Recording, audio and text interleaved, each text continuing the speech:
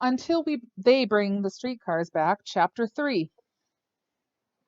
We ate dinner in the dining room every night when my father got home from driving the Grand Mississippi line, and my mother would have the table all decked out with linen tablecloths and napkins and fancy silverware, and we'd say a prayer before we ate, and it was one of the only times we were together as a family, except when we went somewhere.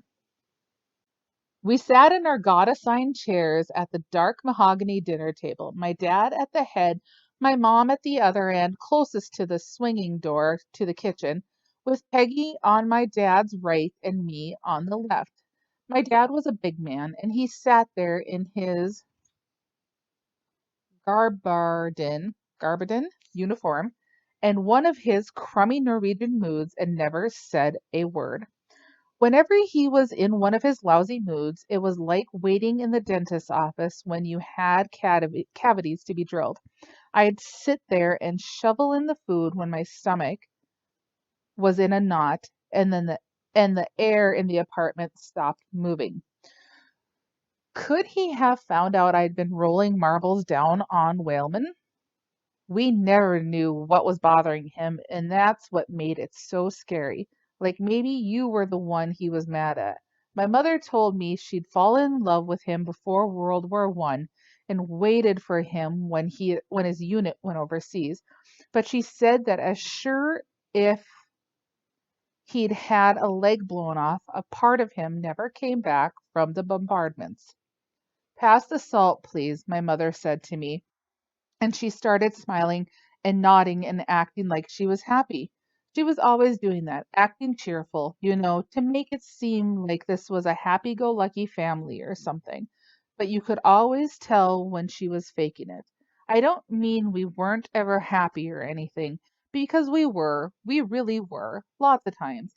But it's just that sometimes she'd try really hard to make things happy when they weren't.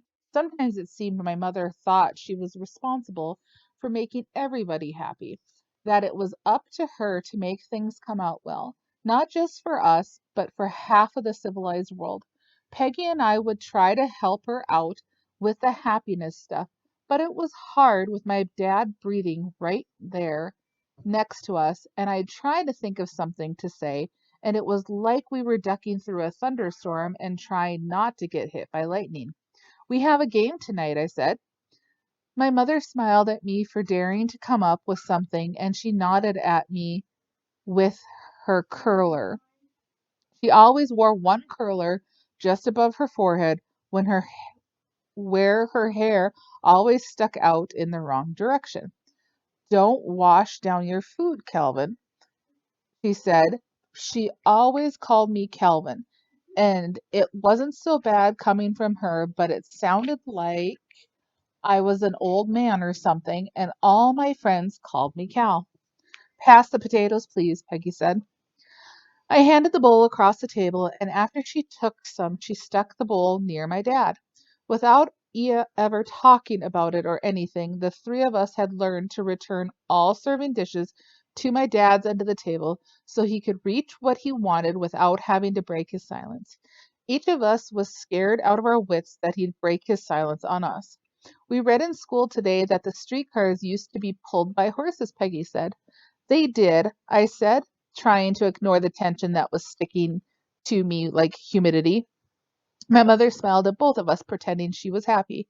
Dad, did you used to drive a horse? Peggy asked. Geez, she had more guts. My dad wasn't mean or anything. He never hit us or stuff like that. But when he was just sitting there without saying a word, it was scary. Heavens no, my mother said, saving my dad from having to answer like she always did. How old do you think your father is?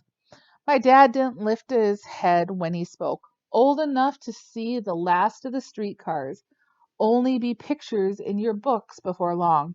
Some of the strain drained out of the room because now we knew what was bothering him. It was it was something about the streetcars and we were off the hook. What are they going to do with them? Peggy said. Junk 'em. The finest streetcars in the country, my dad said. McCluskey's dog started whining. McCluskey lived across the alley and over a house on the corner, and he kept this mangy dog in the backyard that looked like a beagle and a bloodhound had had a head-on collision. The guy had a high wood fence around his yard, and he never took care of the scrawny dog and left it out for days at a time, even in winter, and he never gave it water or mercy or anything.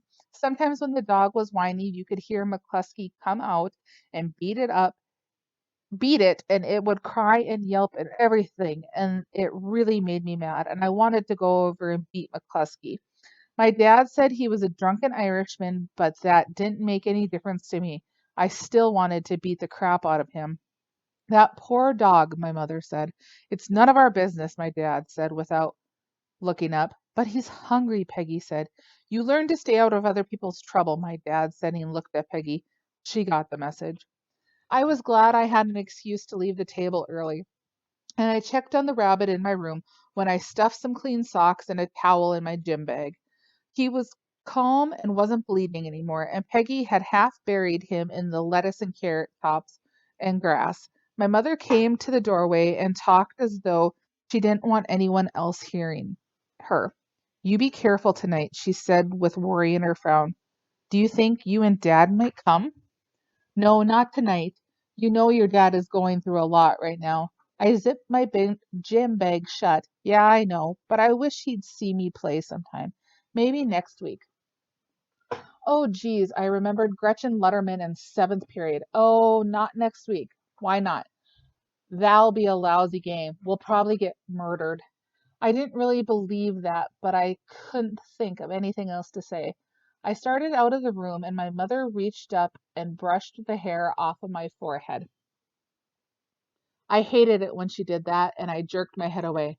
He'll come one of these days, she said. You be careful now. I pushed past her out the room and tried to sound sarcastic. I could sound awful sarcastic when I wanted to. You you can't play careful, Mom.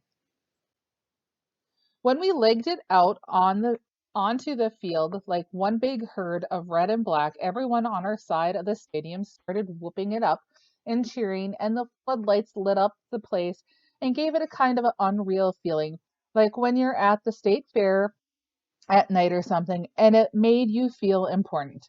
I sat on the bench as the game started and watched Central Minutemen and the Johnson Governors bash each other's lines.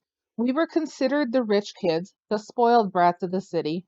Game for all corners comers because we came from some pretty good neighborhoods, but we were kicking the daylights out of Johnson.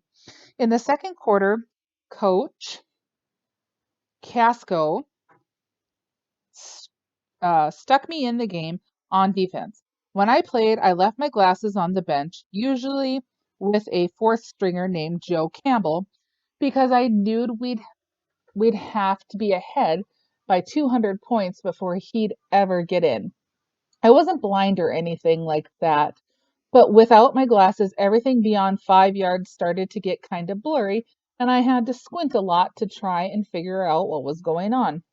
I was playing in the backfield when this Johnson kid came ripping out like he was going out for a pass, so I took off after him. And when I glanced back, I saw this medicine ball coming through the lights that turned into a football. The kid was ahead of me, and the ball hit him on the shoulder pads and bounced off, and he fell trying to make the catch.